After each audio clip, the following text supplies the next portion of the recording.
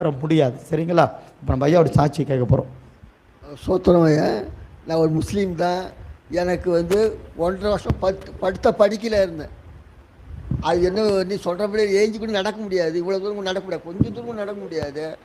ஐயா ஜபம் பண்ணி பண்ணி விடுவார். எனக்கு அப்பப்போ என் கையால் நான் காணியை கொடுப்பேன். ஆனால் ஐயா கையில் கொடுத்தது நான் 1 ரூபா தான் கொடுத்தது. எனக்கு 10 ரூபா வந்தது ஐயா கம்மி.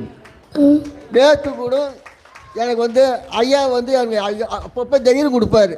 நீ நல்லாயிடுங்க ஐயா, நல்லாயிடும். இவர் சும்மா சொல்கிறாரு, நம்ம பேச்சு சொல்கிறாரு. இவர் என்ன நல்லாயிட போகுது, நம்ம இப்படியே கடக்க வேண்டியதான், மூத்தர் கைக்கு ஏன்ட்ட வச்சு எச்சு தூக்கி கடக்க வேண்டியதான்னு.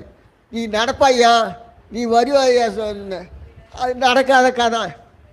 நான் படி ஏறி இறங்க முடியல, வீட்டு படி. நான் எங்கே உங்கள் சபைக்கு வருவேன்னு. ஐயா நீங்கள் வருவீங்க, நான் உண்மையாக சொல்கிறேன் நான். என்ன அதே போல் நைட்டு எனக்கு இங்கே உருண்டை போச்சு வகுத்தில். டாக்டர் என்ன செஞ்சார், 1008 வியாதி போச்சு. இவர் ஜபம் பண்ணி பண்ணி பண்ணி இந்த சபைக்கு நான் வந்துக்கிறேன். இப்போ என்னை கொஞ்சம் நடக்க முடியாது, உட்கார முடியாது, சாப்பிட முடியாது. பார்க்குறீங்க அந்த பிரியாணி சாப்பிட முடியாது, நடக்க முடியாது. ஐயா சொல்லுவார், நீ நடப்புங்க வருவீங்கன்னு.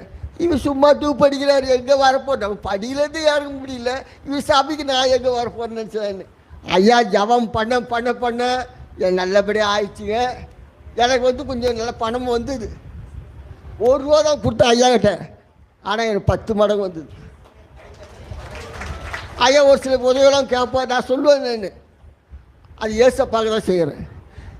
2 நாள் முன்னாடி என் குழந்தை போயிட்டு என் பேத்தி லிஃப்ட்டில் கை மாட்டிக்கிச்சு. அந்த டாக்டரை ஆச்சரியப்படுற, அப்படியே சீவின்னு போயிடுச்சு.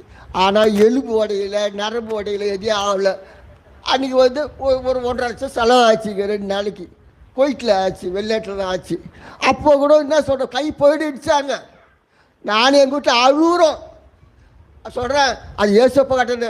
சரி இப்படி ஜாப் பண்ண ராத்திரி 11 மணிக்கு அடிக்க போய் வீட்டை எப்படி ஃபோன் போடுறது. நான் அந்த ஏசப்பா கையை பார்த்து இல்லை, நான் அந்த ஏசப்பா புள்ளியில் அந்த ஏசப்பா தான் நினச்சிட்றேன்னு. நான் எங்கள் சாமி நினைப்பேன், நல்லாவும் நினைப்பேன். ஆனால் ஏசப்பா தான் கத்தினேன், அந்த கை தப்பிச்சிடுச்சு. நாங்கள் எல்லாம் அழுகணும். இவர் கொஞ்சம் அட்ஜஸ்ட் பண்ணி கொஞ்சம் அழுகுன்னு தான் இருந்தோம். 2 நாள் அழுகணும்.